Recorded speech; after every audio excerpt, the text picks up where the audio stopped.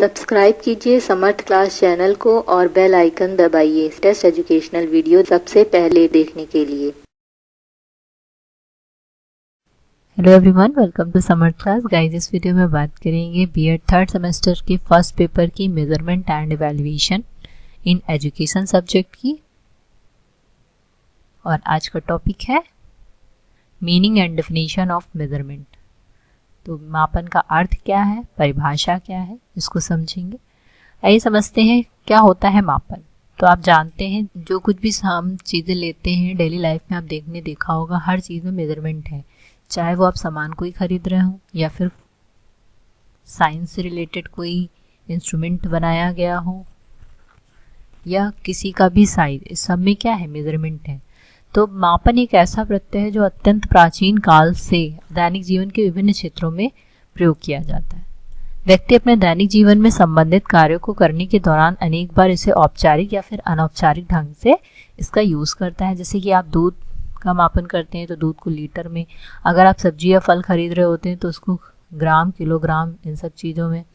शरीर का तापमान डिग्री सेंटीग्रेड या फ़ारेनहाइट में यूज़ किया जाता है। अगर दूरी है तो दूरी को हम मीटर या किलोमीटर में नापते हैं।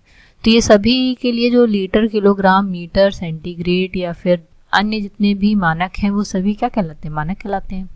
परंतु मानव के जीवन में कुछ ऐसे भी क्षेत्र हैं जहाँ बिना किसी मानक साधन के भी इनका मापन हो जाता है। जैसे कि सामाजिक विज्ञान के क्षेत्र में, शिक्षा मनोविज्ञान में जो मापन होता है वो इंटरव्यू बेस्ड होता है। तो यहाँ पे किसी विशेष गुण की जो बुद्धि योग्यता के आधार पर छात्रों के समूहों में बांटना भी क्या है, मापन का ही उदाहरण है। शिक्षा में मापन का अभिप्राय छात्र में निहित क्षमताओं एवं उनकी उपलब्धियों की मात्रात्मक अभिव्यक्ति से, जिसे किसी इकाई के रूप में प्रस्तुत किया जा सकता है। दूसरे शब्दों में छात्र के अंदर कितनी अहर्ता है या क्षमताएं या योग्यताएं, इसके परिणात्मक स्थापना को मापन कहा जाता है। सभी प्रकार की परीक्षाएं, अभ्यास कार्य शैक्षिक मापन का अंग है।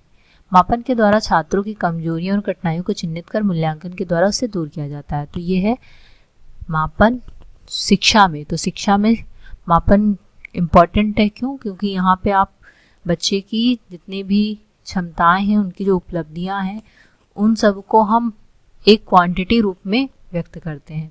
जैसे किसी भी टेस्ट में किसी को मिले नंबर्स, तो ये यहाँ पे क्या हो रहा है, मापन हो रहा है कि उसे कितना अचीव हुआ।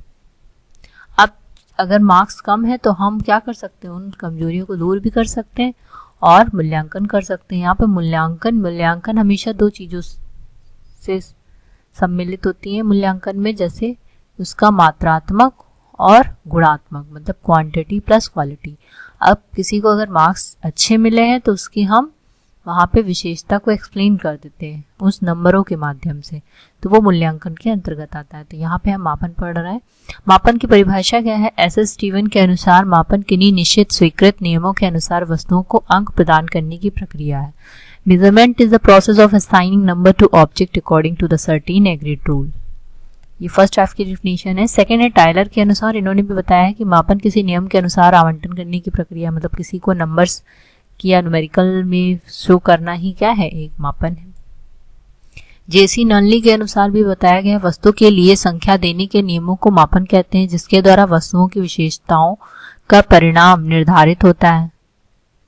Measurement consist of rules for the assigning number to object to represent quantity of the attribute. GC Helmstadter के अनुसार भी बताया गया है कि मापन को किसी व्यक्ति या वस्तु के निहित किसी विशेषता के विस्तार का आंकिक वर्णन प्राप्त करने की प्रक्रिया के रूप में परिभाषित किया जाता है। तो आप देख रहे हैं हर जगह अंकों की बात की जा रही है। मतलब अगर आप किसी चीज को नंबर्स में शो कर रहे हैं तो वो आपका मापन कहलाएगा। Measurement has been defined as the process of obtaining a numerical description of the extent to which a person और things to process some characteristic.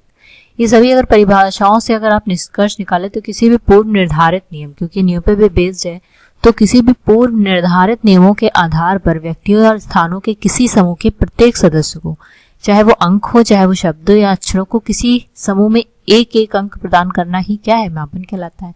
मापन के अंतर्गत अंक, अक्षर, शब्दों के किसी एक समूह का होना, व्यक्तियों, वस्तुओं या स्थानों का किसी एक समूह का होना, या फिर अंक, अक्षर या शब्द प्रदान करने के लिए पूर्व निर्धारित नियमों का होना सम्मिलित है।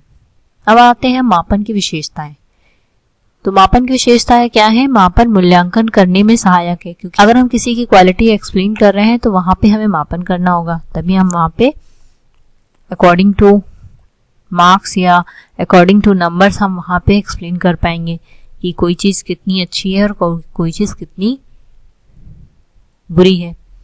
मापन किसी वस्तु का पूर्ण वर्णन न करके आंशिक वर्णन अत्यंत शुद्धता के साथ करता है, किसी ये छोटी चीज को वर्णित करता है।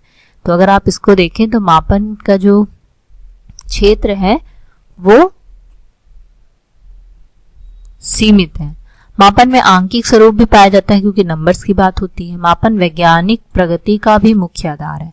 मापन के द्वारा किसी योग्यता अथवा गुण की मात्रा को ज्ञात किया जाता है। मापन संख्यात्मक तथा गुणात्मक दोनों ही हो सकता है।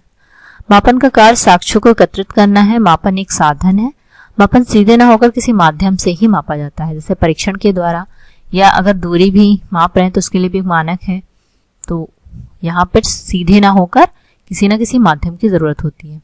मापन मूल्यांकन से कम खर्चीला है। मापन में अनंतता की स्थिति पाई जाती है। कभी भी यह बात नहीं कही जा सकती कि हमने छात्र की संपूर्ण उपलब्धि का मापन कर लिया है। तो इस तरीके से मापन की परिभाषा, अर्थ और विशेषताएं, आई होप आपको समझ में आया होगा। तो अगर आपको वीडियो अच्छी लगी हो तो प्लीज इसे लाइक कीजिए, शेयर कीजिए, चैनल को सब्सक्राइब कीजिए। Thank you so much.